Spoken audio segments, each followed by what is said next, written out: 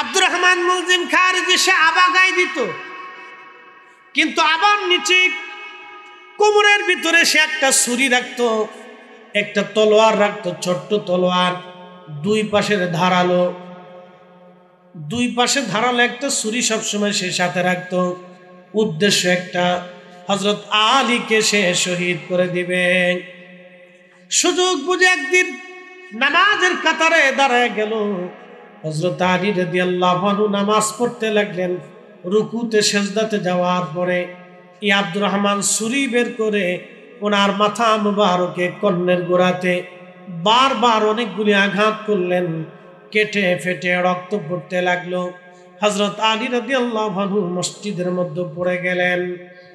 রক্তক্ষরণ চলল একাধারে 3 দিন, রক্ত বন্ধ করা গেল না। রক্ত একবারে শুভ্র দাড়িগুলি ভিজে ভিজে পড়তে লাগলো টপ টপ করে। হযরত আলী রাদিয়াল্লাহু আনহু আহত হয়ে গেলেন। 3 দিন রক্ত বন্ধ করা গেল না, রক্ত বের হতেই লাগলো তার। একটা পর্যায়ে 3 দিন পরে তিনি শহীদ হয়ে যাবেন। এমন সময় লোকেরা যাইয়া আমিরুল মুমিনিন হযরত আলী রাদিয়াল্লাহু আনহুর কাছে যা বলেন, আমিরুল মুমিনিন, আপনি যদি হুকুম দেন তাহলে আব্দুর রহমান মুলজিম খারিজিকে আমরা হত্যা করে ফেলবো। এই আমার দিকে তাকাও, এখানে একটা অনেক বড় এহসান আছে, অনেক বড় শিক্ষা আছে আমাদের কাছে। উনি আহত, বিছানায়, রক্তক্ষরণ চলতেছে, ক্ষত দিয়ে রক্ত বের হচ্ছে, কোনো ওষুধে ওনার রক্ত বন্ধ করা যাচ্ছে না। ছুরিটা এতই মারাত্মক ছিল, তীক্ষ্ণ ধারালো ছিল, গভীর কর্ণের ভিতর দিয়ে একেবারে ঢুরের ভিতরে গভীর আঘাতটা পৌঁছে গেল। কোনো মতেই ওনার রক্ত বন্ধ করা যাচ্ছে না। দাড়ি বেয়ে বেয়ে রক্ত পড়তে লাগলো, ফোটে ফোটে ফোটে ফোটে রক্ত পড়ে পড়ে রক্ত নিঃশেষ। হযরত আলী রাদিয়াল্লাহু আনহু নিস্তেজ হতে লাগলেন। এইভাবে 3 দিন তিনি আহত। ইন্তেকালের আগে লোকেরা এসে বলল, আমিরুল মুমিনিন, আপনি অনুমতি দিলে আমরা আব্দুর রহমানকে হত্যা করে ফেলবো। হযরত আলী রাদিয়াল্লাহু আনহু বললেন, ও আমার সাথীরা, শুনে রাখো, আল্লাহর বিধান অনুযায়ী আমি যদি মৃত্যুবরণ করি, শহীদ হয়ে যাই, তাহলে তাকে হত্যা করা যাবে।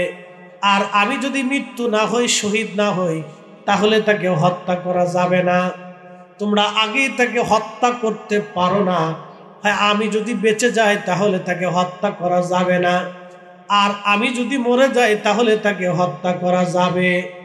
একটু চিন্তা করেন তো, ইন্তেকালের সময়ও এই কঠিন মুহূর্তে একজন আমিরুল মুমিনিন ন্যায় বিচার করতেছে। একসাথে বলবেন না আল্লাহু আকবার?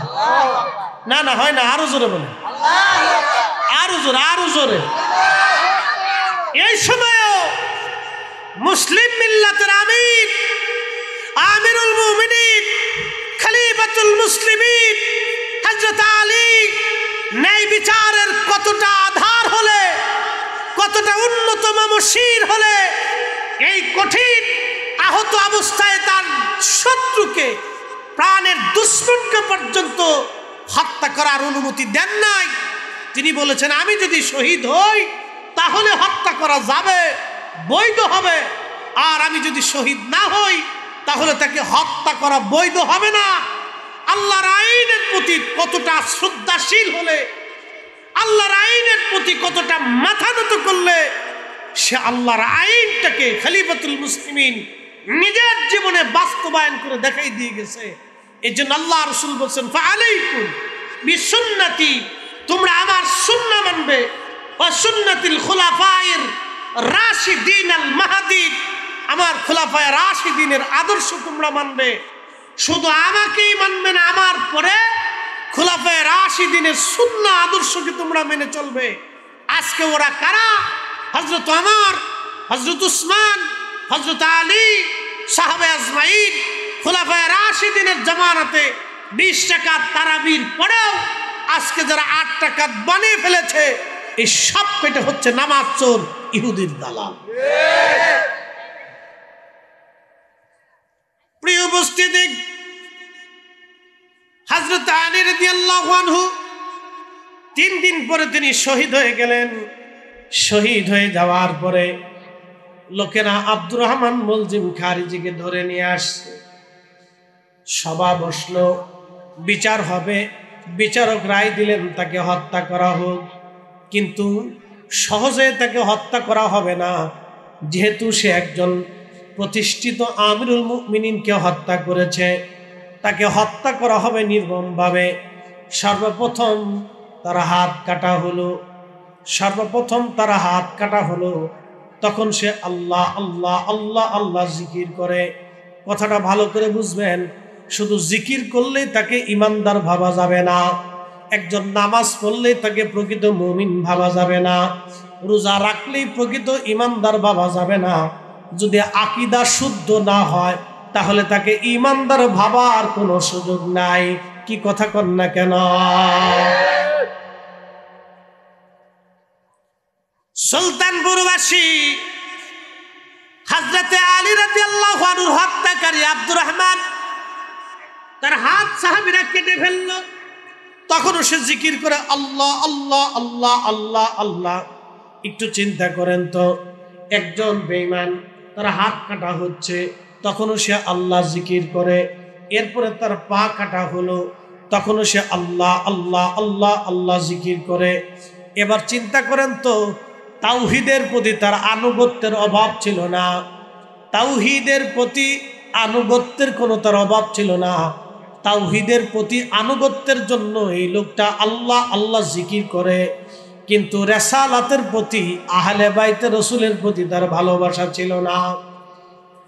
আহলে বাইতে রাসূলের প্রতি ভালোবাসা না থাকার কারণে রাসূলের খলিফা, নবীর জামাতা, নবীর আহলে বায়াত, রাসূলের চাচাতো ভাই হযরত শেরে খুদা আলীকে হত্যা করার কারণে তার জিকির, তার ইবাদত, তার কালেমা, তার নামাজ, তার রোজা, তার ইবাদত, তার কোরআন তেলাওয়াত, তার জীবনের কোনো নেক আমল তাকে জান্নাতে নিতে পারে না, আর পারবে না। কারণ হযরত আলীকে যে হত্যা করেছে সে মুসলমান আর থাকতে পারে না। আহলে বায়াতকে যে কষ্ট দিয়েছে সে আর মুসলমানের খাতায় তার নাম থাকতে পারে না। কি কথা কন না কেন?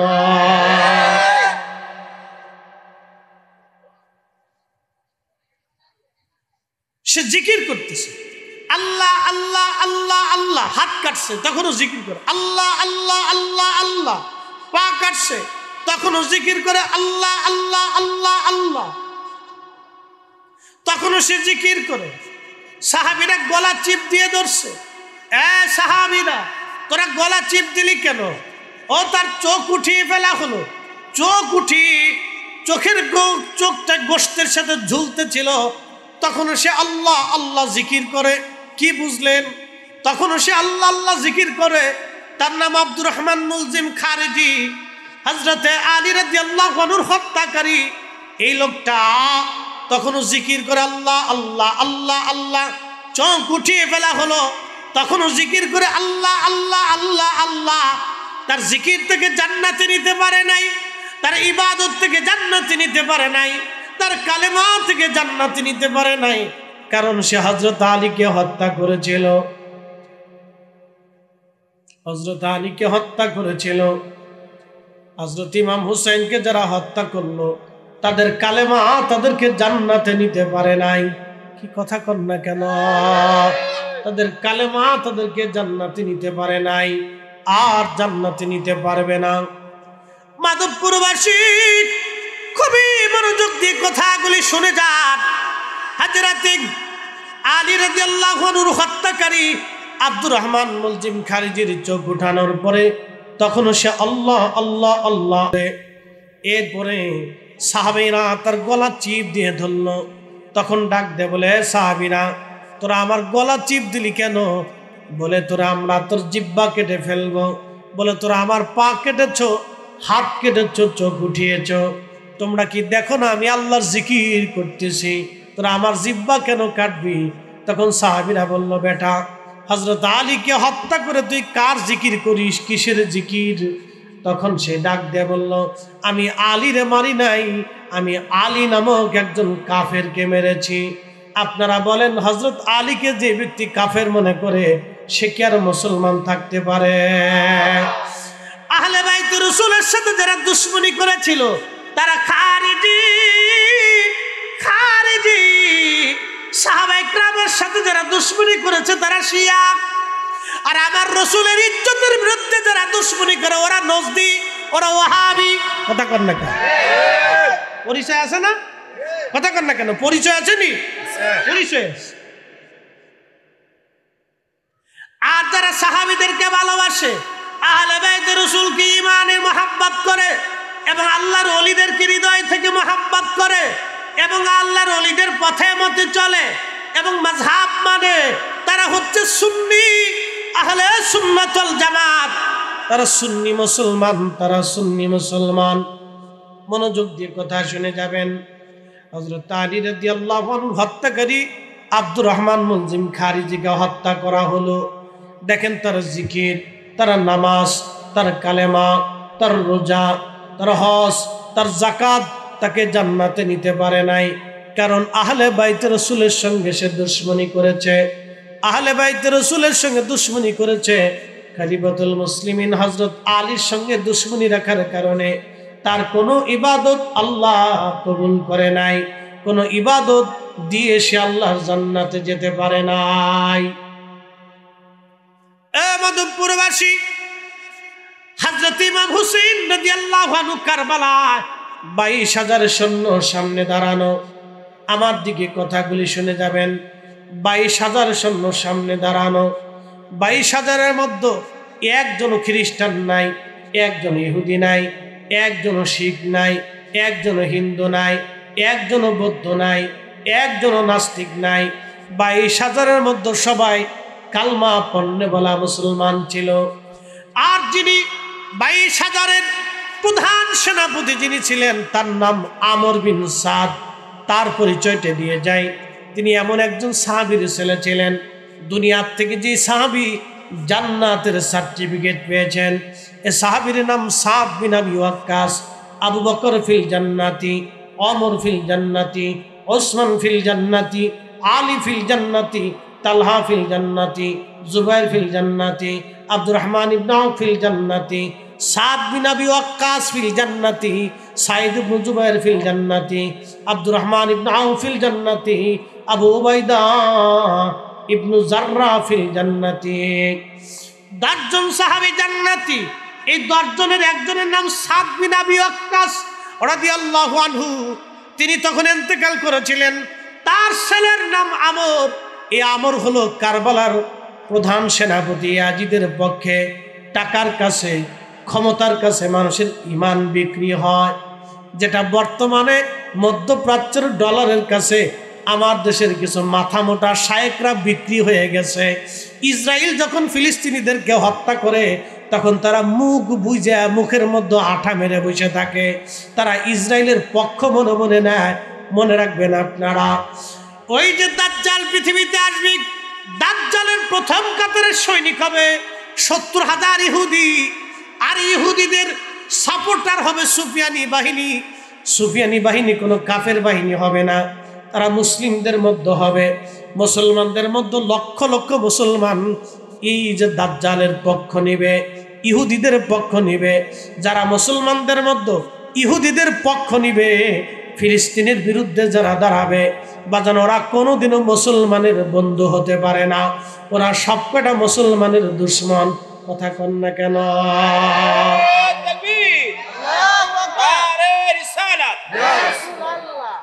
মুসলমানের শত্রুরা, মুসলমানের শত্রুরা, আহলে বায়াতের শত্রুরা, মুফতি জহুরুল ইসলাম ফরিদী সাহেব। কষ্ট হচ্ছে আপনাদের? বাইরের মাইক কি বন্ধ?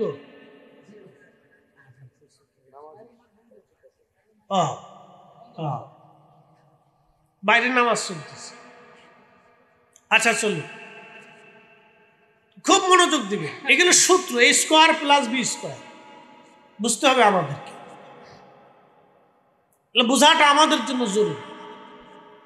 আমর বিন সাদ টাকা ক্ষমতার জন্য আহলে বাইতে রসুলের বিরুদ্ধে আজকে অস্ত্র নিয়ে দাঁড়িয়ে গেছে। 22,000 সৈন্যের তিনি এই ব্রিগেডের যিনি প্রধান সেনা প্রধান আসছে, কারে মারতে আসছে? যার নানা ইমানের ফাউন্ডেশন। কি কথা কর না কেন? কারে হত্যা করতে আসছে? যার নানা হাতে হাউজে কাউসারের পানি। কারে মারতে আসছে? যার নানার হাতে মাকামে মাহমুদ। কাকে মারতে আসছে? যার নানার হাতে জান্নাতের চাবি। কাকে মারতে আসছে? যার নানা ইমানের মূল। কি কথা কর না কেন? ঠিক কিনা? কাকে মারতে আসছে? যার নানাকে মহব্বত করলে জান্নাত পাওয়া যায়। কাকে মারতে আসছে? যার নানার সাথে দুশ্মনী করলে জাহান্নাম ওয়াজিব হয়ে যায়। কাকে মারতে আসছে? তাকে কে? যিনি মারতে আসছেন তিনি এমন একজন সাহাবীর ছেলে, যে সাহাবী দুনিয়ার থেকে জান্নাতের সার্টিফিকেট নিয়ে চলে গেছে। তার সন্তান আজকে টাকার জন্য আসছে, ক্ষমতার জন্য আসছে। বুঝতে পারছেন? বুঝে যাবেন, ক্ষমতা টাকার জন্য। বুঝে যান, টাকা ও ক্ষমতার জন্য আজকে আসছে সে আহলে বাইত রাসূলের বিরুদ্ধে দুশমনী করার জন্য। হযরত ইমাম হুসাইন অনেক ওয়াজ, ইমাম হুসাইন রাদিয়াল্লাহু আনহু ওনাকে শহীদ করা হলো। অনেক বড় লম্বা ওয়াজ, মনোযোগ দিবেন।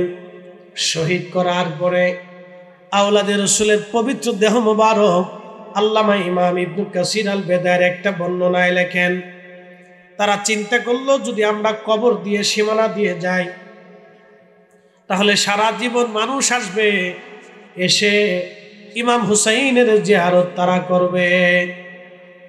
ওরা চিন্তা করলো আহলে বাইতে রাসূল ইমাম হুসাইনের মাজার রওজা যাতে কোনোদিন খুঁজে না পায়, সেই জন্য তারা আহলে বাইতে রাসূলের পবিত্র দেহ মোবারক দাফন করলো। দাফন করার পরে পাশে যে ফরাত নদী, এই ফরাত নদী থেকে তারা মশক ভরে ভরে পানি আনলো। পানি এনে সারা কারবালার ময়দান পানি দিয়ে দিয়ে দিয়ে দিয়ে একবারে তারা সমান করে দিল। কোন জায়গা কবরের চিহ্ন পর্যন্ত হারাই গেল। এখন কি মানুক আর না মানুক ও সাথে আমাদের কিছু যায় আসে না। আল্লাহর ওলিদের কারণে সারা বাংলাদেশে যখন গরমে মানুষ অতিষ্ঠ, তখন সিলেট অঞ্চল আল্লাহ ঠান্ডা বানিয়ে রাখছে। একসাথে আল্লাহু আকবার বলবেন না? আল্লাহু আকবার। এদিকে আমাদের গুণে না ওলিদের গুণে? ওলিদের গুণে। কারণ আমরা যে পরিমাণে অপরাধ করি, বৃষ্টি আসা তো দূরের কথা, পাথর আসার কথা। কথা ঠিক কিনা? কয়েকদিন আগে খবরে দেখলাম একজন র্যাব অফিসার একটা বর্ণনা দিতে যেয়ে তিনি কেঁদে ফেললেন। একটা শিশু ধর্ষিত হয়েছে এবং মার্ডার হয়েছে। আপনি একটু চিন্তা করেন তো, একটা ছোট্ট বাচ্চা মাসুম ছোট্ট শিশু একজন ধর্ষকের কাছে অসহায়, এবং সে ধর্ষিতই হচ্ছে না, সে মার্ডার হচ্ছে। এ মানব জাতি কতটা নিকৃষ্ট হলে যে একটা ছোট্ট বাচ্চাকে এর সাথে জুলুম করতে পারে। যা কুকুর, বিড়াল, শিয়াল, কুত্তা, বাঘ, ভাল্লুক, বন্য প্রাণী যারা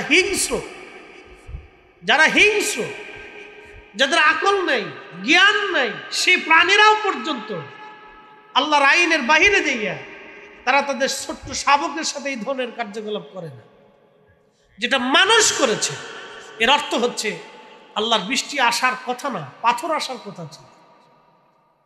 কিন্তু শুধুমাত্র জমিনের মাটির নিচে আল্লাহর কিছু ওলি আছে এবং মাটির উপরে কিছু ওলি থাকে। আর আল্লাহ রসুলের একটা দোয়া ছিল, আল্লাহকে তার রসুল ইন্তেকালের আগে ওয়াদা করেছেন, হে রব আপনি আমার সাথে ওয়াদা করেন, আমার উম্মতকে আপনি গজব দিয়ে, দুর্ভিক্ষ দিয়ে, আযাব দিয়ে সমূলে ধ্বংস করে দিবেন না। আল্লাহ ওয়াদা করে বলেন, হাবিব আমি আল্লাহ ওয়াদা করলাম আপনার উম্মতকে দুর্ভিক্ষ দিয়ে, আযাব দিয়ে, গজব দিয়ে আমি একসাথে ধ্বংস করে দিব না, আমি একসাথে একবারে মেরে ফেলে বিস্মার করে দিব না, আমি আল্লাহ ওয়াদা করলাম। এই জন্য এই উম্মত যত গুনাহ করুক আল্লাহ দয়া করে দয়ার নজরে তাকায়। ওই নবীর কারণে, সেই রসুলের ইজ্জতের দিকে তাকাইয়া সে নবীর ঈদে মিলাদুন নবীর মাহফিলে আমরা বসছি। যারা বেদাত আর বেদাতের দোহাই দিয়ে এই মিলাদুন নবীর মাহফিল যারা বন্ধ করতে চায়, নবীর শান মানে যাদের খারাপ লাগে, অনীহা প্রকাশ করে, আমি মনে করি ওরা মানুষই হতে পারে। মুসলমান পরে আসো। কথা কুছ নেই বাবা, দাঁত কো ইন্দুরি লেগেছে। আচ্ছা ঠিক আছে, খুব মনোযোগ। এই বিষয়টা আমাদেরকে বুঝতে হবে। শুধু একটা দোয়া, একটা ওয়াদ আল্লাহ করেছে, নাহলে যে কাজ এ মানুষ জাতি করে, আকাশ থেকে বৃষ্টি আসা তো দূরের কথা, পাথর আসার কথা আছে। ঠিক আছে না? পাথর আসা।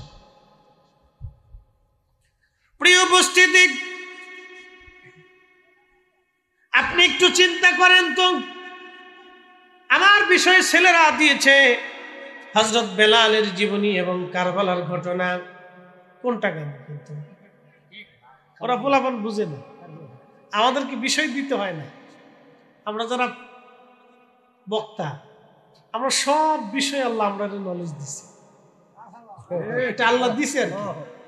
শোনেন, আমাদের চাইতে জানলেওয়ালা কিন্তু লোক অনেক আছে, কিন্তু বলতে পারে না। মানে এটা একটা ক্যাপাসিটি, এটা আল্লাহ প্রদত্ত জিনিস। আমি এক হুজুরের কাছে বুখারী, সহিহ মুসলিম, বিভিন্ন হাদিসের কিতাব পড়াইতেন। আমাদের মাদ্রাসায় বুড়া মুহাদ্দিস বলতেন। 40 বছর একটা না উনি হাদিস পড়াইছেন। তো হুজুর অনেক বড় জাগিদ এবং জয়ীফ আলেম ছিলেন, খুব বৃদ্ধ আলেম ছিলেন। তো উনি যখন হাদিস পড়াইতেন তো মনে হইতো যে কোরআনের হাফেজ, কোরআন শরীফ পড়তেছে, এই ধরনের ইয়া ছিল ওনার সামনে। মাদ্রাসার বড় আলেমরা, যারা প্রিন্সিপাল, ভাইস প্রিন্সিপাল, ওনারা হাদিস পড়তে সাহস করতো না। হুজুরের সামনে ডর করে, ভয় করে যে কোনটা ধরে বসবে। তো অনেক বড় আলেম ছিল, তা আমার খুব আদর করতে। তা আমি ছোটকাল থেকে এরকম ওয়াজ নসিহত টুকটাক পারি, গজল টজল গাই, মিষ্টি মিষ্টি কথা কই। তো হুজুর মাঝে মধ্যে আমার বলতো, মনু, বরিশাল বাড়ি ছিল, এমনু তুমি এমনি মিষ্টি মিষ্টি কথা কেমনে কও? আমি বলি, হুজুর এই আল্লাহ আপনারে দিছে আমরারে এই কোরআন কিতাব, হাদিস, বুখারী এগুলো শেখানোর জন্য, আর আমরারে আল্লাহ দিছে পাবলিকের ওয়াজ শোনানোর লাগে। আপনার কাজ একটা, আমরার কাজ আর একটা। এই জন্য বক্তা যারা, পারফেক্ট বক্তা যারা, সর্ববিষয়ে আল্লাহ তাদেরকে কিছু না কিছু নলেজ দেয়।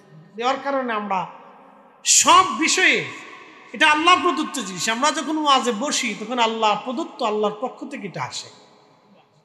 আমি যে আজকে ওয়াজ করব, এটা আমি আগেও কখনোই কল্পনা করি না। ওয়াজের আগে কোনো বিষয়ে আমরা আগে স্টাডি করি না যে আমি আজকে কি বলবো। এটা আমাদের যারা আমরা একবারে বেশি ফেমাস যত বক্তা বাংলাদেশে আছে, তারা এই ধরনের স্টাডি করা লাগে না। এটা আল্লাহ প্রদত্ত ভাবে আসে, আল্লাহর পক্ষ থেকে আসে। তো যাই হোক, ছেলেরা যে বিষয় দিছে ওটা ওদের মনের আশা আকাঙ্ক্ষা থাকতেই পারে। যতটুকু সম্ভব আমি চেষ্টা করব বিষয়গুলির উপর আলোচনা তুলে ধরার জন্য। আপনি একটু চিন্তা করেন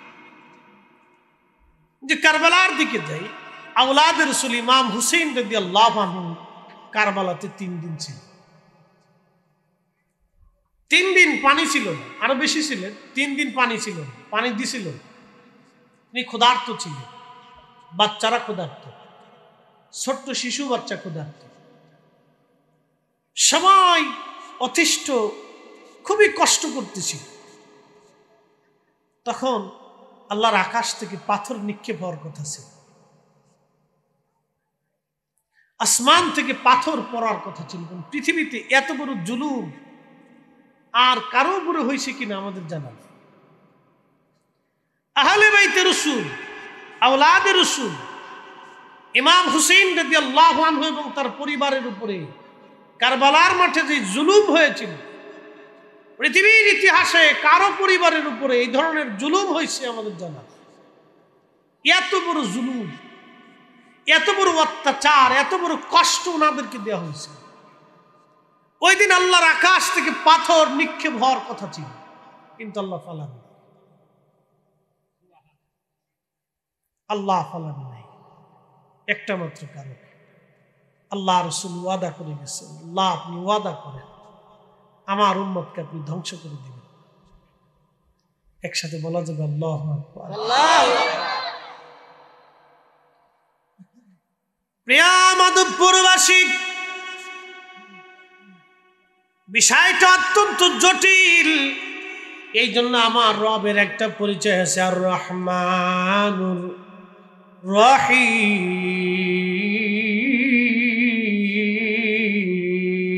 আল্লাহু আকবার। অনেক দামি নাম এই দুইটা নাম। বিসমিল্লাহতে আল্লাহ তিনটা নাম দিলেন, আল্লাহু রহমানু রহিম। এই তিনটা নাম যদি খোদার না থাকতো, তামাম সৃষ্টির মধ্যে কোনো অস্তিত্ব বলে কিছু থাকতো না। এই যে পৃথিবী দেখেন, এই পৃথিবীটা শুধু বসবাস উপযোগী, তাছাড়া যত গ্রহ উপগ্রহ আছে কোনোটাই বসবাস উপযোগী না। আমাদের উপরে চাঁদ আছে, বসবাস করার সুযোগ নাই। সূর্য আছে, বসবাস করার সুযোগ নেই। আরো গ্রহ উপগ্রহ আছে, বসবাস করার উপযোগী আল্লাহ বানান নাই। শুধু বসবাস উপযোগী পৃথিবীটাকে আল্লাহ বানাইলেন। পৃথিবীটাকে বানাইয়া সাগর আর নগর আর পাহাড় পর্বত নদী নালা দিয়ে, ঝর্ণা দিয়ে, গাছ দিয়ে, তরুলতা পাতা দিয়ে তামাম সৃষ্টিটাকে আল্লাহ সবুজ আর শ্যামল মরুভূমি দিয়ে, আল্লাহ পশু পাখি 4 লক্ষ প্রজাতির জীব জানোয়ার দিয়ে আল্লাহ পৃথিবীটাকে সুন্দর করে সাজাইলেন। শুধুমাত্র মানব জাতির জন্যে, শুধু মানব জাতির জন্যে, শুধু মানব জাতির জন্যে। আরে মানব জাতিকে দুনিয়াতে পাঠাইলেন শুধু আমার রসুলের কারণে, নবীর কারণে। একবার জোরে বলা যাবে কি ইয়া রাসূলুল্লাহ? শুধু এই মানব জাতি আমার রসুলের কারণে। আরবিতে একটা প্রবাদ আছে, শরফুল মাকিনা অশরফুল মাকান, শরফুল মাকানে অশরফুল মাকিন। কিছু জায়গার কারণে মানুষের দাম বেড়ে যায়, কিছু মানুষের কারণে জায়গার দাম বেড়ে যায়। আমাদের নবীকে যদি, আমাদের রসুলকে যদি আল্লাহ রাব্বুল আলামিন জিন জাতির মধ্যে পাঠাইতেন, তাহলে মানব জাতির 4 পয়সা মূল্য ছিল না। আমাদেরকে যদি রব্বুল আলামিন, এই আমাদের নবীকে যদি আল্লাহ ফেরেশতা জাতির মধ্যে পাঠাইতেন, তাহলে মানব জাতির 4 পয়সা মূল্য ছিল না। আমাদের নবীকে আল্লাহ শুধুমাত্র মানব জাতির মধ্যে পাঠানোর কারণে এই মানব জাতির দাম আমার আল্লাহ বহু গুণে বাড়াই দিলেন। একবার জোরে বলা যাবে কি সুবহানাল্লাহ? আল্লাহুম্মা সাল্লি আলা সাইয়্যিদানা মাওলানা মুহাম্মদ ওয়া ওয়ালা আলি সাইয়্যিদিনা মাওলানা মুহাম্মদ। নারায়ে তাকবীর, আল্লাহু আকবার। নারায়ে রিসালাত। সভাপতি সাহেবের আগমন, শুভেচ্ছার স্বাগত, জনাব মোহাম্মদ হিরণমুল্লাহ সাহেবের আগমন। শুভেচ্ছার স্বাগত। নারায়ে তাকবীর। আল্লামা মুফতি জহিরুল ইসলাম ফরিদী সাহেব। বসেন। মারহাবা। আমরা একটু দৃশ্যে পড়ি, আল্লাহুম্মা সাল্লি আলা সাইয়্যিদি মাওলানা মুহাম্মাদ ওয়ালা আলি সাইয়্যিদিনা। মাওলানা বন্ধুগণ আমার, মূল আলোচনার দিকে ফিরে যাই। সময়ের স্বল্পতা, সময় কম, কথা বেশি। কারবালার দিকে ফিরে যাব। যদিও এটা কারবালার মাস না, সামনে আসতে যে জিলহজ, এরপরে হবে আপনার সফর, এরপরে মুহররম আসবে। খুবই মনোযোগ দিয়ে কথাগুলি শুনেন। মুহররম মাসে কারবালার আলোচনা আসবে। মুহররম, জিলহজের পরে মুহররম, তারপরে সফর, এরপরে রবিউল আউয়াল। কিন্তু এখন যেহেতু সামনে জিলকদ মাস শুরু হয়ে যাবে, জিলকদ মাস শুরু হচ্ছে, সামনে জিলকদের পরে জিলহজ। এখন আমাদের আলোচনার কথা ছিল হজের আলোচনা। এই বিষয়ে আমি যাব না, যেহেতু আমার বিষয় যেটা এটাই নিয়ে যাব। হযরত ইমাম হুসাইন রাদিয়াল্লাহু আনহু, তিনার সম্মান, তিনার পরিবারের সম্মান আল্লাহ কর্তৃক নির্বাচিত। আল্লাহ নিজে বলেছেন, ইন্নামা ইউরিদুল্লাহু লিউযহিবা আনকুমুর রিজসা আহলাল বাইতি ওয়া ইউতাহহিরাকুম তাতহীরা। রব্বুল আলামিন বললেন, আমার হাবিব, আপনার আহলে বায়াতকে আমি আল্লাহ রাব্বুল আলামিন পবিত্রতর পবিত্র করে দিলাম, পাক ও পাক করে দিলাম, পবিত্রতর পবিত্র বানাই দিলাম। আপনি নবীর আহলে পরিবারকে পাক বানাইলাম। কোরআন কর্তৃক তারা 5 জন একেবারে পবিত্র। 1 নম্বর, বাবা কথা বলে না, বাবা একটু ফাঁকা ফাঁকা দেন, থাক থাক ওরে থাক। আপনারা ইয়ে করেন না, আস্তে আস্তে, এই আস্তে আস্তে আস্তে। তুমি এদিকে এসো বাবা, এদিকে এসো, এদিকে এসো। এই শোনো, এদিকে এসো। বাড়ির ফাঁকে তো ওয়া এখানে করে আইতাছি। এই পাশে বসো, তুমি এদিকে এসো বাবা। এই বাস চলে আসো। এই তো সুন্দর। এই রাশিয়ার ইউক্রেন এক জায়গায় থাকলে মিটিং চলতে থাকবে, ফাঁকা ফাঁকা সবাই দিতে হবে। ওরা তো সামনে আসছে, আগামীতে ওরা থাকবে, আমরা কবরে চলে যাব। কথা ঠিক কিনা? ওদের থাকা লাগবে, ওদেরকে বসাইতে হবে ইনশাল্লাহ। ওরে কারেন্ট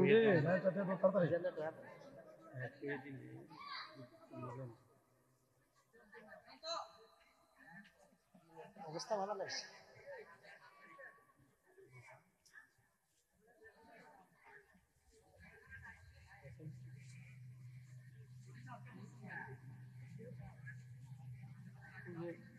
আপনার বক্তব্য টিভি চ্যানেল দেখছি বিষয়।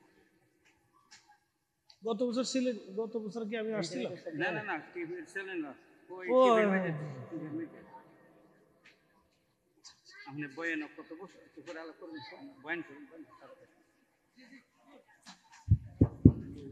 একটু জিকির করি, লা ইলাহা লা ইলাহা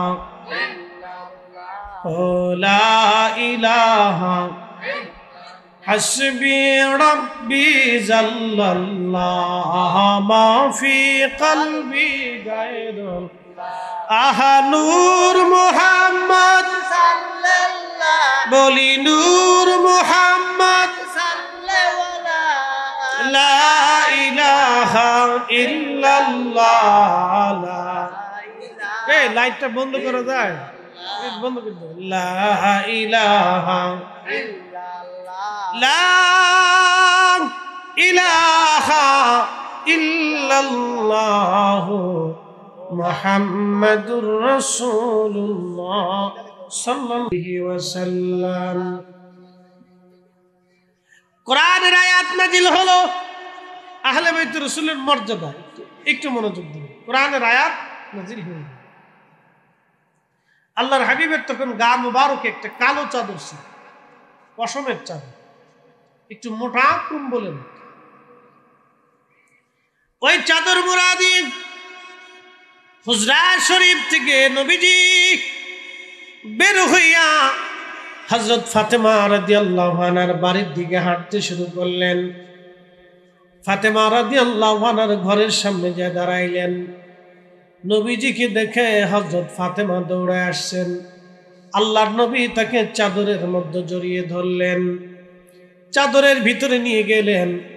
এমন সময় হযরত আলী আসলেন, আল্লাহর নবী তাকেও চাদরের মধ্যে জড়িয়ে নিলেন। এমন সময় হযরত ইমাম হাসান হুসাইন রাদিয়াল্লাহু আনহুমা 2 ভাই দৌড়ে আসছেন। আল্লাহর নবী তাদেরকেও চাদরের মধ্যে জড়িয়ে ধরলেন। জড়িয়ে ধরে নবী বলতে লাগলেন, আল্লাহুম্মা হাউলাই আহলি, আল্লাহ এরা আমার আহলে বায়াত। আল্লাহুম্মা হাউলাই আহলি, আল্লাহ এরা আমার আহলে বায়াত। সুম্মা তালা, এরপরে নবী তেলাওয়াত করলেন ইন্নামা ইউরিদুল্লাহু লিউযহিবা আনকুমুর রিজসা আহলাল বাইতি ওয়া ইউতাখিরাকুম তাতহীরা।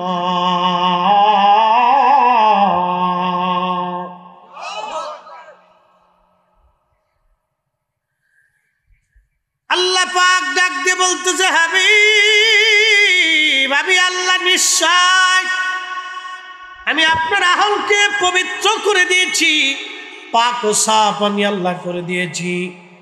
মনোযোগ দিবেন, কথা খুবই পরিষ্কার।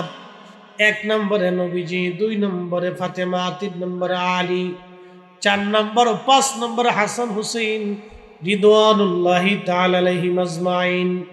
এই 5 জন ব্যক্তি আল্লাহ কর্তৃক পবিত্র, আল্লাহ কর্তৃক তারা পবিত্র, আল্লাহ কর্তৃক তাইয়্যিব এবং তাহের আল্লাহ বানায় দিলেন তাদেরকে।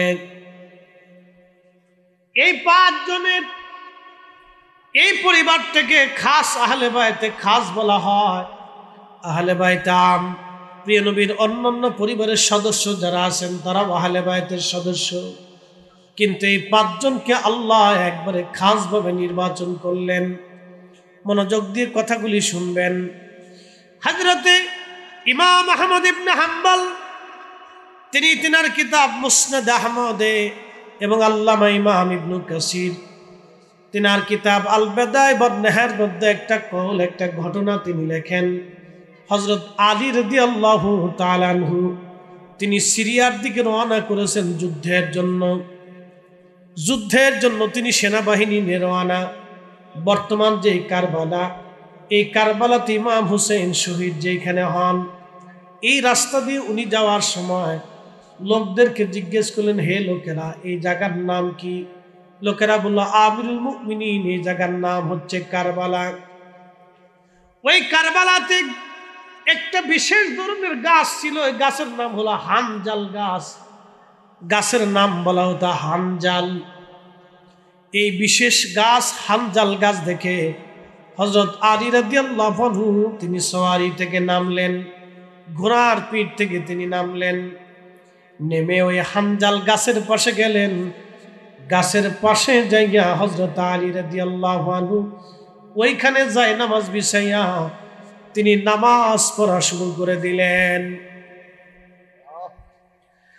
নামাজ পড়িয়া হযরত আলী 2টা হাত বাড়াই দিয়ে চোখের পানি ছেড়ে দিয়ে কাঁদতে শুরু করলেন, দোয়া করতে লাগলেন। আহা, ও মাধবপুরবাসী শুনে যান, যখন নামাজ শেষ হয়ে গেল, দোয়া শেষ হয়ে গেল, সাহাবায়ে কেরাম এবং তিনার মুজাহিদ সৈন্যবাহিনী যারা ছিলেন জিজ্ঞেস করলেন, ইয়া আমিরুল মুমিনিন, একটা বিষয় আজ আমরা বুঝলাম না, এই কারবালা প্রান্তরে হানজাল গাছের পাশে আপনি কেন নামাজ আদায় করলেন, আর কেন এইখানে আপনি দোয়া করলেন এবং চোখের পানি ফেলে কাঁদলেন? কি দোয়া আপনি করলেন? কেন দোয়া করলেন? কিসের নামাজ আপনি হানজাল গাছের পাশে পড়লেন? বিষয়টা কি খোলাসা করবেন?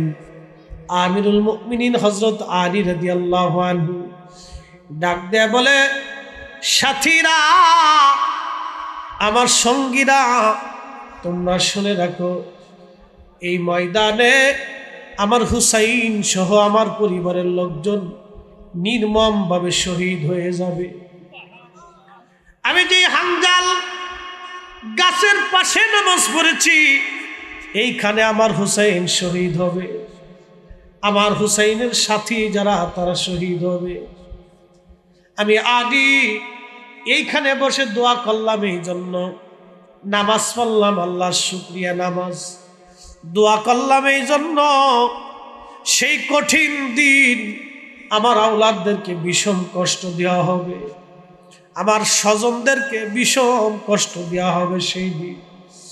হযরত আলী কাররামাল্লাহ চোখের পানি ছেড়ে দেখাতে, সাথীরা, আমি আমার রসুলের পবিত্র জবান থেকে শুনছি, এই কারবালার এইখানে হানজাল গাছের পাশে আমার হুসাইন শহীদ হবে। আমি বাবা দোয়া করে গেলাম আমার সন্তান যাতে এই ময়দানে ওই সময় যাতে ধৈর্য ধরতে পারে এবং শাহাদাতের জন্য স্থির থাকতে পারে। ওই সময় যাতে আমার হুসাইন ধৈর্য হারা না হয়ে যায় এবং তার সাথীরা যাতে ধৈর্য হারা না হয়, সেই জন্য আমি আলী এখানে দোয়া করে গেলাম। বন্ধুগণ, তিনি শহীদ হবেন এইখানে। আল্লাহ রসুল আগে বলে গেলেন, হযরত আলী রাদিয়াল্লাহু আনহু দোয়া করে গেলেন। আল্লাহু আকবার। অনেক বড় লম্বা ঘটনা। হযরত আলী রাদিয়াল্লাহু আনহু শহীদ হয়ে গেলেন। ওনাকে যারা শহীদ করলো তারা খারিজির নাম ছিল আব্দুর রহমান মুলজিম। আব্দুর রহমান কোনো খ্রিস্টানের নাম হয় না, কোনো ইহুদির নাম হয় না, কোনো বৌদ্ধ বা হিন্দু অথবা কোনো শিখের নাম হয় না। আব্দুর রহমান নাম হয় মুসলমানের। কপালের মধ্যে তার সেজদার চিহ্ন ছিল। কোন সেজদার চিহ্নটাকে আমি খারাপ বলতেছি না, কিন্তু আব্দুর রহমানের কপালের মধ্যে সেজদার চিহ্ন ছিল। মাথায় সবসময় পাগড়ি সে ব্যবহার করত। গায়ের মধ্যে লম্বা জুব্বা ছিল। তার চেহারাও সুদর্শন ছিল। দাড়িও বেশ বড় বড় লম্বা লম্বা দাড়ি ছিল। আমার দিকে তাকাবে, এই ঘটনাটা অত্যন্ত জটিল এবং কঠিন। ইমাম হুসাইন শহীদ হবে, নবী বলে গেলেন হযরত আলী কারবালাতে হানজাল গাছের পাশে তিনি নামাজ পড়ে আওলাদে রাসূলের জন্য দোয়া করে গেলেন যাতে হুসাইন কারবালায় ধৈর্য ধরতে পারে। এই জন্য দেখবেন কিছু মানুষ আছে সারা জীবন ভালো আমল করার পরে লাস্টে বেঈমান হয়ে যায়। কেউ নজদি হয়ে যায়, কেউ লামাজেবি হয়ে যায়, কেউ খারিজি হয়ে যায়, কেউ রাফিজি হয়ে যায়। কি কথা কন না কেন? সেদিন দেখলাম মোবাইল ইউটিউবে একজন ছেলে মাদ্রাসায় পড়ে মুফতি পাশ করার পরে নাস্তিক হয়ে গেছে। কি বুঝলেন আপনারা? মুফতি পাশ করার পরে নাস্তিক হয়ে গেল। মুফতি পাশ করার পরে মাদ্রাসায় পড়েছিল নাস্তিক। আবার কত নাস্তিক তওবা করে ভালো হয়ে গেল। কি কথা কন না কেন? ঠিক কিনা?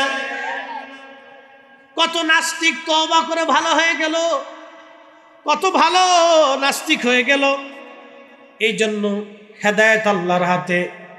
আল্লাহ পাক কোরআনে বলেন, রব্বানা লা তুজিগ কুলুবানা বা'দা ইদ হাদাইতানা ওয়া হাব লানা মিন লাদুনকা রাহমাতান ইন্নাকা আনতাল ওয়াহ্হাব।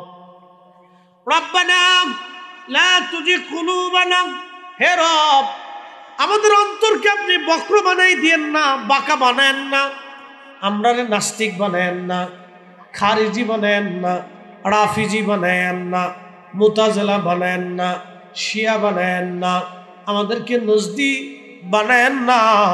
আল্লাহ আমাদের সুন্নি বানানোর পরে গুমরা বানাই দিয়েন না। শাহজালাল যে পথে, শাহপরান সে পথে, হযরত শাহ আলী যে পথে, খাজা বাবা আজমিরি যে পথে, হুজুর গাউসে পাক যে পথে, মুজাদ্দিদ আল ফিসানি যে পথে, খাজা বাহাউদ্দিন নকশবন্দ বুখারী যে পথে, নিজামউদ্দিন আউলিয়া যে পথে, কুতুবউদ্দিন কাকি যে পথে, আল্লাহ আমাদেরকে সেই পথে চালান। ইহদিনাস সিরাতাল মুস্তাকিম সিরাতাল্লাযীনা আনআমতা আলাইহিম, চালাও সে পথে যে পথে তোমার প্রিয়জন গেছেন চলি। ওলিদের পথ আহলে সুন্নাত ওয়াল জামাত, ওলিদের রাস্তা আহলে সুন্নাত ওয়াল জামাতের রাস্তা। কোন মা আহলে সুন্নাত ওয়াল জামাত ছাড়া কোন মা ওলির জন্ম দিতে পারে নাই। আহলে সুন্নাত ওয়াল জামাত ছাড়া নাজাতের রাস্তাও নাই। কথা কন না কেন? আহলে সুন্নাত ওয়াল জামাত ছাড়া নাজাতের কোন রাস্তা, একসাথে বলেন, রাস্তা নাই। এই আকীদা ছাড়া রাস্তা নেই।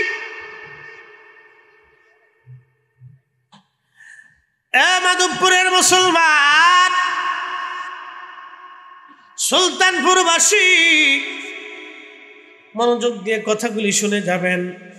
আল্লাহর হাবিব রাসূল করিম সাল্লাল্লাহু আলাইহি সাল্লাম বহুদিন আগে বলেছেন, না আলী রে, তোমার দাড়ি রক্তে রঞ্জিত না হওয়া পর্যন্ত তোমার মৃত্যু হবে না। হযরত আলীকে বলেছিলেন তুমি শহীদ হয়ে যাবা। তো শহীদকে করবে তাকে কোনো কাফের করে নাই, কোনো বেঈমান করে নাই, কোনো নাসারা করে নাই।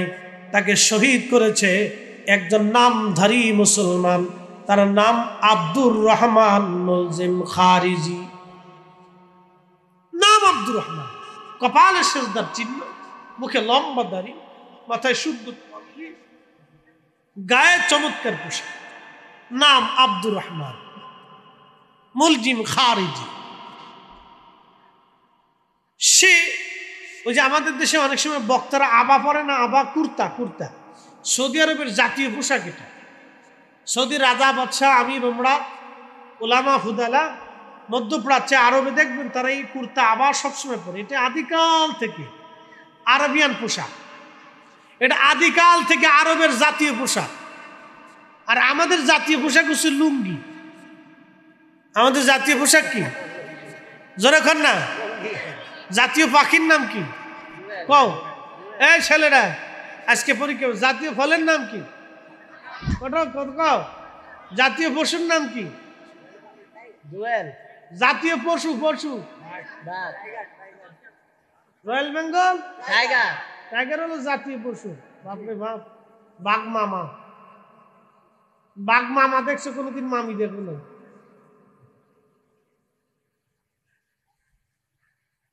সৌদি আরবের জাতীয় পোশাক হচ্ছে জুব্বা, আবা। এটা আদিকালের পোশাক। আর আমাদের দেশের নারীদের জাতীয় পোশাক হচ্ছে কাপড়, ঠিক আছে না? কিন্তু এখন আর কাপড় পরে না, এখন প্যান্ট পরা ধরছে। এই কথা কইস না বলাবার, কি পরে? জিন্সের প্যান্ট পরে। বেডিরা জিন্সের প্যান্ট পরে, মাইয়েরা। তাহলে নারী জাতি বাঙালি তার সংস্কৃত হারিয়ে ফেলতেছে, পোশাক তো হারাইতেছে, বেড়াকে পোশাক। তা আমরা যদি প্যান্ট নিছে, গেঞ্জি নিছে, শার্ট নিছে, তো লুঙ্গিটা নিল না কেন? তোরা জাঙ্গিটা নিয়ে যা, লুঙ্গিটা লয়ে যা। আগামী কাল থেকে ওর আগামী থেকে লুঙ্গি পরা হচ্ছে, তো লুঙ্গি পরিয়ে ঘুরে গিয়ে যা। শোনেন, এগুলি এক ধরনের অসুস্থতা। কথা কর না কেন? এগুলি এক ধরনের কি অসুস্থতা। নারী নারীর পোশাক পরবে, পুরুষ পুরুষের পোশাক পরবে। ছাগলে যদি বাঘের রং, এটা কেমন দেখা যায়? ছাগলের রং ছাগলের গায়ে থাকবে, বাঘের রং বাঘের গায়ে থাকবে। পুরুষের পোশাক পুরুষের গায়ে থাকবে, নারীর পোশাক নারীর গায়ে থাকবে। নারী যদি পুরুষের পোশাক নিয়ে টানাটানি করে তো তো মুশকিল। তাহলে বোঝা গেল কিয়ামতের আলামত চলতেছে, দুনিয়ার বেশি দিন থাকবে না, অবস্থা খুব ভয়াবহ। এই আবা কুর্তা, এটা সৌদি আরবের মধ্যপ্রাচ্যের জাতীয় পোশাক। প্রিয় উপস্থিতি, আলোচনা কোথায় রাখছিলাম মনে আছে? আব্দুর রহমান মুলজিম খারিজি সে আবা গায়ে দিত, কিন্তু আবার নিচে কোমরের ভিতরে সে একটা ছুরি রাখতো, একটা তলোয়ার রাখতো, ছোট্ট তলোয়ার, দুই পাশের ধারালো, দুই পাশে ধারালো একটা ছুরি সবসময় সে সাথে রাখতো। উদ্দেশ্য একটা, হযরত আলীকে সে শহীদ করে দিবে। সুযোগ বুঝে একদিন নামাজের কাতারে দাঁড়ায় গেল। হযরত আলী রাদিয়াল্লাহু আনহু নামাজ পড়তে লাগলেন। রুকুতে সেজদাতে যাওয়ার পরে এই আব্দুর রহমান ছুরি বের করে ওনার মাথা মুবারকে কর্ণের গোড়াতে বারবার অনেকগুলি আঘাত করলেন। কেটে ফেটে রক্ত পড়তে লাগলো। হযরত আলী রাদিয়াল্লাহু আনহু মসজিদের মধ্যে পড়ে গেলেন। রক্তক্ষরণ চলল একাধারে 3 দিন, রক্ত বন্ধ করা গেল না। রক্ত একবারে শুভ্র দাড়িগুলি ভিজে ভিজে পড়তে লাগলো টপ টপ করে। হযরত আলী রাদিয়াল্লাহু আনহু আহত হয়ে গেলেন। 3 দিন রক্ত বন্ধ করা গেল না, রক্ত বের হতেই লাগলো তার। একটা পর্যায়ে 3 দিন পরে তিনি শহীদ হয়ে যাবেন। এমন সময় লোকেরা যাইয়া আমিরুল মুমিনিন হযরত আলী রাদিয়াল্লাহু আনহুর কাছে যা বলেন, আমিরুল মুমিনিন, আপনি যদি হুকুম দেন তাহলে আব্দুর রহমান মুলজিম খারিজিকে আমরা হত্যা করে ফেলবো। এই আমার দিকে তাকান, এখানে একটা অনেক বড় এহসান আছে। অনেক বড় শিক্ষা আছে আমাদের কাছে। উনি আহত, বিছানায়, রক্তক্ষরণ চলতেছে, ক্ষত দিয়ে রক্ত বের হচ্ছে, কোনো ওষুধে ওনার রক্ত বন্ধ করা যাচ্ছে না। ছুরিটা এতই মারাত্মক ছিল, তীক্ষ্ণ ধারালো ছিল, গভীর কর্ণের ভিতর দিয়ে একেবারে ঢুরের ভিতরে গভীর আঘাতটা পৌঁছে গেল। কোনো মতেই ওনার রক্ত বন্ধ করা যাচ্ছে না। দাড়ি বেয়ে বেয়ে রক্ত পড়তে লাগলো, ফোটে ফোটে ফোটে ফোটে রক্ত পড়ে পড়ে রক্ত নিঃশেষ। হযরত আলী রাদিয়াল্লাহু আনহু নিস্তেজ হতে লাগলেন। এইভাবে 3 দিন তিনি আহত। ইন্তেকালের আগে লোকেরা এসে বলল, আমিরুল মুমিনিন, আপনি অনুমতি দিলে আমরা আব্দুর রহমানকে হত্যা করে ফেলবো। হযরত আলী রাদিয়াল্লাহু আনহু বললেন, ও আমার সাথীরা, শুনে রাখো, আল্লাহর বিধান অনুযায়ী আমি যদি মৃত্যুবরণ করি, শহীদ হয়ে যাই, তাহলে তাকে হত্যা করা যাবে। আর আমি যদি মৃত্যু না হই, শহীদ না হই, তাহলে তাকে হত্যা করা যাবে না। তোমরা আগেই তাকে হত্যা করতে পারো না। হ্যাঁ, আমি যদি বেঁচে যাই তাহলে তাকে হত্যা করা যাবে না, আর আমি যদি মরে যাই তাহলে তাকে হত্যা করা যাবে। একটু চিন্তা করেন তো, ইন্তেকালের সময়ও এই কঠিন মুহূর্তে একজন আমিরুল মুমিনিন ন্যায় বিচার করতেছে। একসাথে বলবেন না আল্লাহু আকবার? না না, হয় না, আরো জোরে বলেন, আরো জোরে, আরো জোরে। এই সময়ও মুসলিম মিল্লাতের আমির, আমিরুল মুমিনিন, খলিফাতুল মুসলিমিন হযরত আলী ন্যায় বিচারের কতটা আধার হলে, কতটা উন্নত মমশির হলে এই কঠিন আহত অবস্থায় তার শত্রুকে, প্রাণের দুশমনকে পর্যন্ত হত্যা করার অনুমতি দেন নাই। তিনি বলেছেন, আমি যদি শহীদ হই তাহলে হত্যা করা যাবে, বৈধ হবে, আর আমি যদি শহীদ না হই তাহলে তাকে হত্যা করা বৈধ হবে না। আল্লাহর আইনের প্রতি কতটা শ্রদ্ধাশীল হলে, আল্লাহর আইনের প্রতি কতটা মাথা নত করলে সে আল্লাহর আইনটাকে খলিফাতুল মুসলিমিন নিজের জীবনে বাস্তবায়ন করে দেখাই দিয়ে গেছে। এই জন্য আল্লাহ রাসূল বলেছেন, ফাআলাইকুম বিসুন্নতি, তোমরা আমার সুন্নাহ মানবে, ওয়া সুন্নাতিল খুলাফায়ে রাশিদিন আল মাহদীন, আমার খুলাফায়ে রাশিদিনের আদর্শ তোমরা মানবে। শুধু আমাকেই মানবে না, আমার পরে খুলাফায়ে রাশিদিনের সুন্নাহ আদর্শকে তোমরা মেনে চলবে। আজকে ওরা কারা? হযরত ওমর, হযরত উসমান, হযরত আলী, সাহাবে আজমাইন, খুলাফায়ে রাশিদিনের জামানাতে 20 রাকাত তারাবির পরেও আজকে যারা 8 রাকাত বানিয়ে ফেলেছে, এই সব পেটে হচ্ছে নামাজ চোর, ইহুদির দালাল। প্রিয় উপস্থিতি, হযরত আলী রাদিয়াল্লাহু আনহু 3 দিন পরে তিনি শহীদ হয়ে গেলেন। শহীদ হয়ে যাওয়ার পরে লোকেরা আব্দুর রহমান মুলজিম খারিজিকে ধরে নিয়ে আসছে। সভা বসলো, বিচার হবে। বিচারক রায় দিলেন তাকে হত্যা করা হোক, কিন্তু সহজে তাকে হত্যা করা হবে না, যেহেতু সে একজন প্রতিষ্ঠিত আমিরুল মুমিনিনকে হত্যা করেছে, তাকে হত্যা করা হবে নির্মমভাবে। সর্বপ্রথম তারা হাত কাটা হলো, সর্বপ্রথম তারা হাত কাটা হলো। তখন সে আল্লাহ আল্লাহ আল্লাহ আল্লাহ জিকির করে। কথাটা ভালো করে বুঝবেন, শুধু জিকির করলেই তাকে ইমানদার ভাবা যাবে না, একজন নামাজ পড়লেই তাকে প্রকৃত মুমিন ভাবা যাবে না, রোজা রাখলেই প্রকৃত ইমানদার ভাবা যাবে না। যদি আকীদা শুদ্ধ না হয় তাহলে তাকে ইমানদার ভাবার কোনো সুযোগ নাই। কি কথা কন না কেন? সুলতানপুরবাসী হযরতে আলী রাদিয়াল্লাহু আনহুর হত্যাকারী আব্দুর রহমান তার হাত সাহাবীরা কেটে ফেলল। তখনও সে জিকির করে আল্লাহ আল্লাহ আল্লাহ আল্লাহ আল্লাহ। একটু চিন্তা করেন তো, একজন বেঈমান, তার হাত কাটা হচ্ছে, তখনও সে আল্লাহ জিকির করে। এরপরে তার পা কাটা হলো, তখনও সে আল্লাহ আল্লাহ আল্লাহ আল্লাহ জিকির করে। এবার চিন্তা করেন তো, তাওহীদের প্রতি তার আনুগত্যের অভাব ছিল না, তাওহীদের প্রতি আনুগত্যের কোনো তার অভাব ছিল না। তাওহীদের প্রতি আনুগত্যের জন্য এই লোকটা আল্লাহ আল্লাহ জিকির করে, কিন্তু রিসালাতের প্রতি আহলে বাইতে রাসূলের প্রতি তার ভালোবাসা ছিল না। আহলে বাইতে রাসূলের প্রতি ভালোবাসা না থাকার কারণে রাসূলের খলিফা, নবীর জামাতা, নবীর আহলে বায়াত, রাসূলের চাচাতো ভাই হযরত শেরে খুদা আলীকে হত্যা করার কারণে তার জিকির, তার ইবাদত, তার কালেমা, তার নামাজ, তার রোজা, তার ইবাদত, তার কোরআন তেলাওয়াত, তার জীবনের কোনো নেক আমল তাকে জান্নাতে নিতে পারে না, আর পারবে না। কারণ হযরত আলীকে যে হত্যা করেছে সে মুসলমান আর থাকতে পারে না। আহলে বায়াতকে যে কষ্ট দিয়েছে সে আর মুসলমানের খাতায় তার নাম থাকতে পারে না। কি কথা কর না কেন?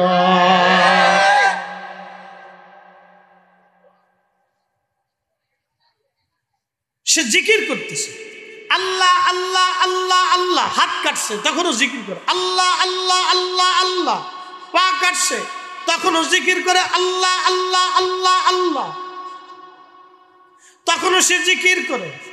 সাহাবীরা গলা চিপ দিয়ে ধরছে, সাহাবীরা তোরা গলা চিপ দিলি কেন? ও তার চোখ উঠিয়ে ফেলা হলো, চোখ উঠিয়ে চোখের চোখটা গোশতের সাথে ঝুলতে ছিল, তখনও সে আল্লাহ আল্লাহ জিকির করে। কি বুঝলেন? তখনও সে আল্লাহ আল্লাহ জিকির করে। তার নাম আব্দুর রহমান মুলজিম খারিজি, হযরতে আলী রাদিয়াল্লাহু আনহুর হত্যাকারী। এই লোকটা তখনও জিকির করে আল্লাহ আল্লাহ আল্লাহ আল্লাহ, চোখ উঠিয়ে ফেলা হলো, তখনও জিকির করে আল্লাহ আল্লাহ আল্লাহ আল্লাহ। তার জিকির থেকে জান্নাতে নিতে পারে নাই, তার ইবাদত থেকে জান্নাতে নিতে পারে নাই, তার কালেমা থেকে জান্নাতে নিতে পারে নাই, কারণ সে হযরত আলীকে হত্যা করেছিল। হযরত আলীকে হত্যা করেছিল। হযরত ইমাম হুসাইনকে যারা হত্যা করলো তাদের কালেমা তাদেরকে জান্নাতে নিতে পারে নাই। কি কথা কর না কেন?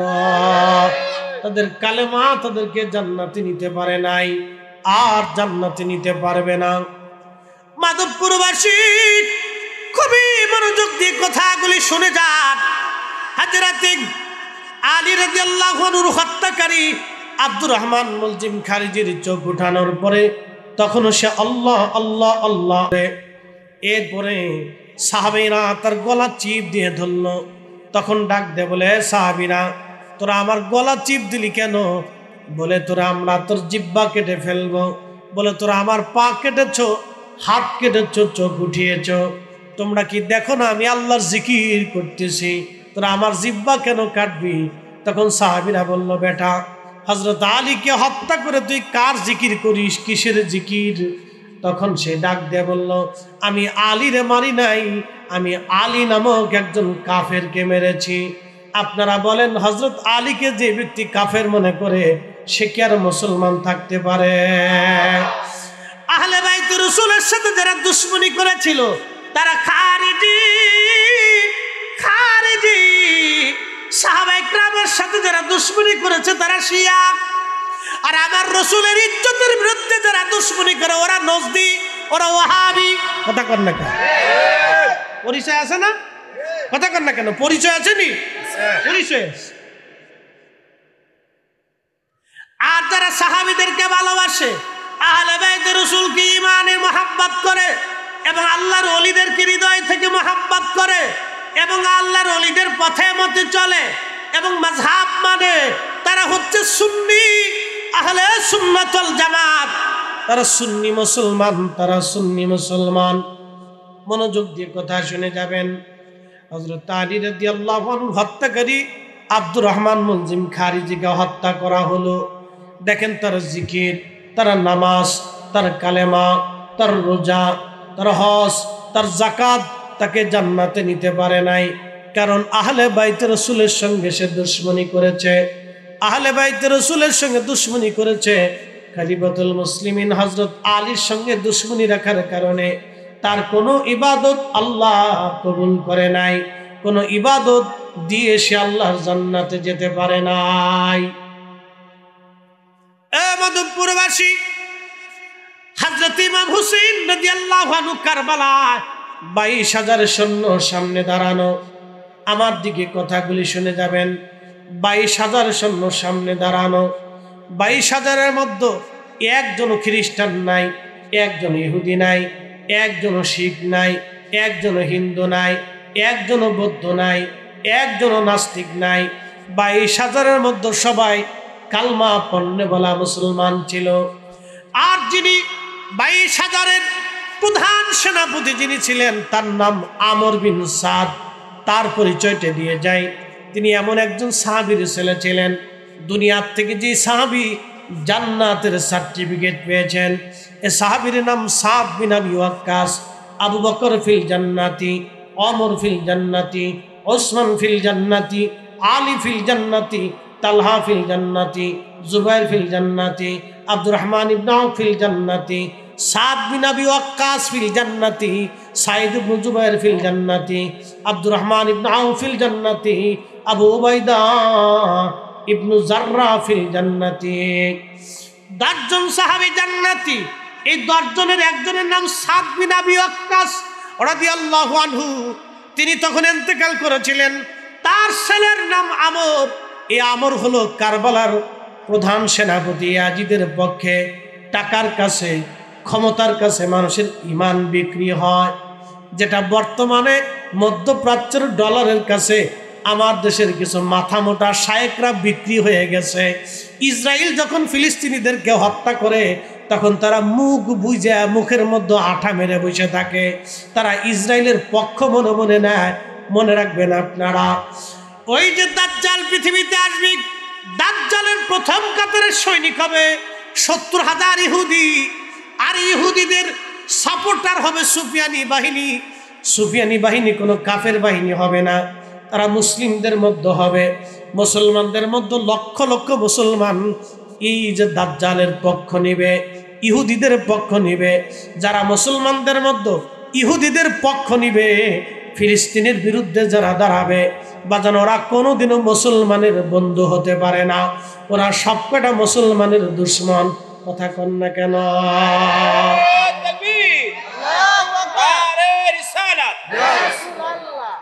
মুসলমানের শত্রুরা, মুসলমানের শত্রুরা, আহলে বায়াতের শত্রুরা, মুফতি জহিরুল ইসলাম ফরিদী সাহেব। কষ্ট হচ্ছে আপনাদের? বাইরের মাইক কি বন্ধ?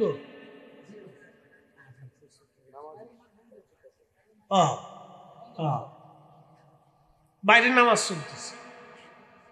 আচ্ছা চলুন, খুব মনোযোগ দিবে। এগুলো সূত্র, a square plus b square বুঝতে হবে আমাদেরকে। বোঝাটা আমাদের জন্য জরুরি। আমর বিন সাদ টাকা ক্ষমতার জন্য আহলে বাইতে রসুলের বিরুদ্ধে আজকে অস্ত্র নিয়ে দাঁড়িয়ে গেছে। 22,000 সৈন্যের তিনি এই ব্রিগেডের যিনি প্রধান সেনা প্রধান আসছে, কারে মারতে আসছে? যার নানা ইমানের ফাউন্ডেশন। কি কথা কর না কেন? কারে হত্যা করতে আসছে? যার নানা হাতে হাউজে কাউসারের পানি। কারে মারতে আসছে? যার নানার হাতে মাকামে মাহমুদ। যার কাকে মারতে আসছে? যার নানার হাতে জান্নাতের চাবি। কাকে মারতে আসছে? যার নানা ইমানের মূল। কি কথা কর না কেন? ঠিক কিনা? কাকে মারতে আসছে? যার নানাকে মহব্বত করলে জান্নাত পাওয়া যায়। কাকে মারতে আসছে? যার নানার সাথে দুশ্মনী করলে জাহান্নাম ওয়াজিব হয়ে যায়। কাকে মারতে আসছে? তাকে কে?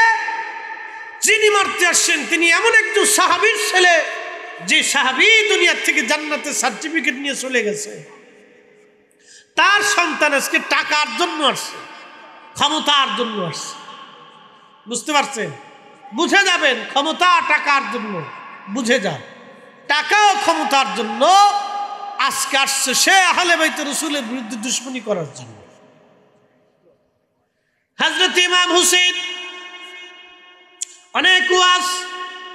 ইমাম হুসাইন রাদিয়াল্লাহু আনহু, ওনাকে শহীদ করা হলো। অনেক বড় লম্বা ওয়াজ, মনোযোগ দিবেন।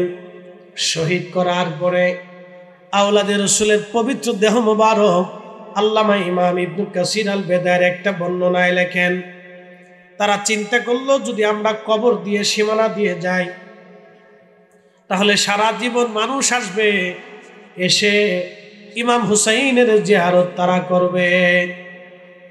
ওরা চিন্তা করলো আহলে বাইত রাসূল ইমাম হুসাইনের মাজার রওজা যাতে কোনোদিন খুঁজে না পায়, সেই জন্য তারা আহলে বাইত রাসূলের পবিত্র দেহ মোবারক দাফন করলো। দাফন করার পরে পাশে যে ফরাত নদী, এই ফরাত নদী থেকে তারা মশক ভরে ভরে পানি আনলো। পানি এনে সারা কারবালার ময়দান পানি দিয়ে দিয়ে দিয়ে দিয়ে একবারে তারা সমান করে দিল। কোন জায়গা কবরের চিহ্ন পর্যন্ত হারাই গেল। ইতিহাসের সবচেয়ে কঠিন ঘৃণিত কাজ কারবালাতে ইয়াজিদ বাহিনী করেছিল। কিন্তু আজকে যারা বুকে হাত বেঁধে নামাজ পড়ে, ওই যে মধ্যপ্রাচ্যে সৌদি আরবে ইয়াজিদের নামে মাদ্রাসা হয়। আচ্ছা আপনারা বলেন, ইয়াজিদের নামের মাদ্রাসায় যদি কেউ পড়ে তাহলে এটা কি পড়া পড়লো এবার আপনারা নিজেরাই বুঝেন। ইয়াজিদ ইবনে মুআবিয়া নামে সৌদি আরবে মাদ্রাসা হয়েছে। মনোযোগ দিন, ইয়াজিদের নামে মাদ্রাসা হয়েছে। এই যে আমাদের দেশে যারা বুকে হাত বেঁধে নামাজ পড়ে, এরা মুহররম মাস আসলে প্রত্যেক মসজিদে ইয়াজিদের বন্দনা গায়। তারা বলে তিনি একেবারে নির্দোষ ছিলেন এবং বিরাট বড় বুজুর্গ ছিলেন। নাউজুবিল্লাহ, কি আসতে হবে না জোরে হবে? যারা ইয়াজিদকে 1450 বছর পরে বাঁচাইতে চায় তারা সবকটা আল্লাহ রসুলের দুশমন। আসতে বলেন কেন, জোরে বলেন না ডর? সবকটা আল্লাহ রসুলের দুশমন। মনোযোগ দেন। এরা আবার আপনারা এসে সহিহ হাদিসের দোহাই দিয়ে শিরিকের মাসলা দিবে। মিলাদুন নবীর তো পুরাটাই তারা শিরিক বেদাত বলিয়ে বন্ধ করে দেওয়ার জন্য উঠে পড়ে লাগছে। আমার দিকে তাকাবেন, সময় সংক্ষিপ্ত, মূল্যবান কথা। তো হযরতে রাসূল করিম সাল্লাল্লাহু আলাইহি সাল্লামের আহলে বাইত আওলাদে রাসূলের পবিত্র দেহ মাটিতে দাফন করে তারা সারা কারবালাতে পানি এনে ঢেলে ঢেলে পানি দিয়ে একবারে মাটিকে সমান করে দিল। তো কবরের আর কোনো চিহ্ন নেই। মরুভূমির বেদুইন পল্লীতে যারা থাকে তাদেরকে আঞ্চলিক ভাষায় বধু বলা হয়। একজন বেদুইন বধু, তিনি শুনতে পারছেন ইমাম হুসাইন রাদিয়াল্লাহু আনহু কারবালায় শহীদ। ইশকে রাসূলের তাড়না সহ্য করতে না পেরে সুদূর মরুভূমি থেকে দৌড়ায়া কারবালায় যখন আসছে, তখন আর কারবালায় কোনো চিহ্ন নাই। ওই ইয়াজিদি বাহিনী চলে গেছে কুফাতে। কারবালার লোকজনকে জিজ্ঞেস করল, হে লোকেরা, তোমরা বলো আমার হুসাইনের পবিত্র মাজার কোথায় আছে? আমি তো তারে দেখতে পারলাম না, অন্তত জিয়ারত করে মনের প্রশান্তি নিভায়ে যাই। আহা, কারবালার বাসী ডাক দে বলো, বধূ, তার মাজার যে কোথায় আছে আমরা কেউ বলতে পারবো না। কারণ হলো তার মাজার মাটির সাথে মিশিয়ে দিয়া পানি ঢেলে দিয়ে তারা নিশ্চিহ্ন করে দিয়ে গেছে। কোন স্থানে শনাক্ত করা আমাদের পক্ষে কোনো মতেই সম্ভব না। ঠিক তখন বেদুইনের চিন্তা হলো, আহা, আমার আহলে বাইত রাসূল ইমাম হুসাইন জান্নাতি মানুষ। আমার রাসূল বলছেন, আল হাসানু ওয়াল হুসাইনু সাইয়্যিদা শাবাবি আহলিল জান্নাহ। আমার হাসান আর হুসাইন দুইজন জান্নাতের যুবকদের সর্দার। অবশ্যই তারা জান্নাতি। তারা যেখানে ঘুমায় সেখান থেকে জান্নাতের ঘিরান আসবে। একসাথে বলবেন আল্লাহু আকবার। অবশ্যই তারা যেখানে ঘুমায় ওখান থেকে জান্নাতের ঘিরান আসবে, ঘিরান পাওয়া যাবে। হযরত আহলে বাইত রাসূল ইমাম হুসাইন রাদিয়াল্লাহু তাআলা আনহু বাজান আমার, যখন এই বেদুইন সারা কারবালার ময়দান ঘুরে ঘুরে মাটি নেয়, মাটিগুলি নাকের কাছে নিয়ে দেখে কোন মাটির ভিতর থেকে জান্নাতের ঘেরান আসে। সারা কারবালার ময়দান তন্ন তন্ন করে মাটিগুলি নিতে লাগলো এই বেদুইন। মাটিগুলি নিয়ে যখন ইমাম হুসেইন রাদিয়াল্লাহু আনহুর মাজার বরাবর আসছে, ওইখান থেকে মাটি নিয়ে যখন নাকের কাছে ধরছে, তখনই আল্লাহর বেহেশতের ঘিরান ওই মাটির ভিতর থেকে ভেসে আসছে। বেদুইন রওজা মুবারকের পুরা অঞ্চল থেকে মাটি নিয়ে লক্ষ্য করলে এখান থেকে জান্নাতের ঘিরান আসে। জায়গাটা নির্বাচন করলো, বলল হা, এখান থেকেই জান্নাতের ঘিরান আসে। এটাই আওলাদের রাসূল ইমামে মাকাম হুসেইন রাদিয়াল্লাহু আনহুর পবিত্র মাজার, এইখানেই তাকে সমাহিত করা হয়েছে। একবার জোরে বলা যাবে কি মারহাবা। আখেরি সালাম লন ওহে নানা জান, আপনার হুসাইন যায় কারবালার ময়দান, নানা কারবালার ময়দান। কারবালার ময়দানে যাইয়া দিব গলা কাটাইয়া, আর নায়া শিব ফিরে না, নায়ার নায়া।